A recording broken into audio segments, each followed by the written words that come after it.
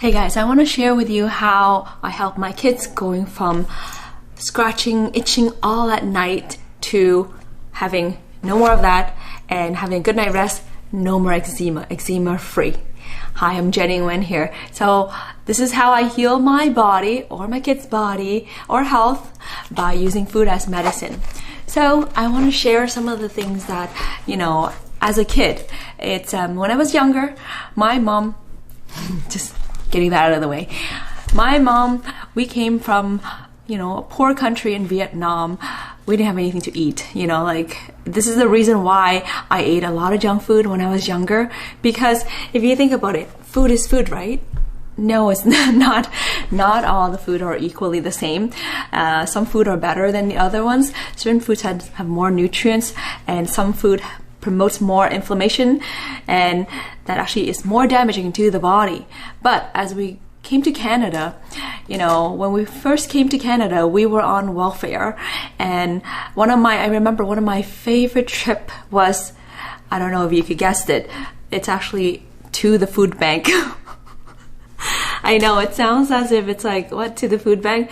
Yeah, we were that broke, we didn't have money.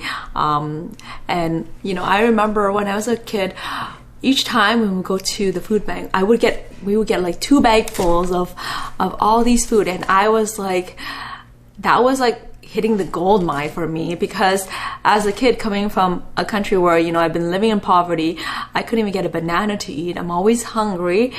Going to the food bank was literally hitting the gold mine, and I would love it how we get to pick. Because when you go there, they let you pick out whatever you want to get. So I would have like always those cereals, corn pops, Lucky Charms, all the sugary ones. I like macaroni and cheese, ravioli, all those candy bars, like pasta. I love them all. They're just, and crackers. Those are just like some of my favorite things to eat. Oh, peanut butter, jam, you name it, like anything, actually literally anything, because I just love food. But what it is that because of our education, either like, because my mom coming to Canada, it was more, food was thought about as if it's to feed your hunger, not so much of using food as medicine. And some of these food that we brought home was actually to help us with our hunger, so that we can be okay for the next few days. And money was tight. I'm sure, there's a lot of people, especially for those who are new immigrants to the country, or for those who are struggling a little bit with their finance. Sometimes the food choices that you make or we make might not be exactly the best food choice. Not so much of because that we wanted to. It's more because for financial means, because we don't have the means to, the money, and in addition to that we don't have the education. I mean, my mom didn't have that knowledge about which food was healthy and which food was not. So we had a lot of that. And I remember during our weekends, she would take us to McDonald's. We would have ice cream, the Happy Meals, and we would have donuts. These are really treats for us. And they're like, we love it as kids. Who doesn't? And not only that too, during Halloween, I swear, my first time ever going trick-or-treating, that was like, I've never felt like I've hit like another jackpot. I was like, can't believe they're giving out food. Which country does this? They're giving out free food. And so junk food has been part of my childhood until, as I get into my 20s, that's when I realized that some of these food that I'm eating are actually not good for me. And, as I continue to do that, my children, I mean, I don't give them as much junk food, but every now and then I still do. And then I didn't realize that, there's a lot of things that seems okay, but are actually not. And, certain things that seem like, oh, it's a treat, it's okay, because culturally, like everybody in the Western culture, you know, we have that every now and then. So that's the thing though, like the Western diet, what I find is that the Western diet has a lot of processed food in it, a lot of high sugar in it, a lot of salt in it, and most of the time these food have very low nutrients in it, high calories, and very high inflammation inducing. So it's no wonder that at one point my kids started developing these eczema. They have it on their elbow and on their finger, and it was getting annoying because my youngest one would be sleeping and I can hear her scratching and just rolling around in her bed, you know, it wasn't helping her. And my mom was putting steroid cream on her, and I didn't like that because, you know, being in the healthcare field, I really want to use as minimum medications as possible. I'm one of those still kind of like a little bit, maybe because my parents are Vietnamese, like a little old school where we use natural way to treat our body instead.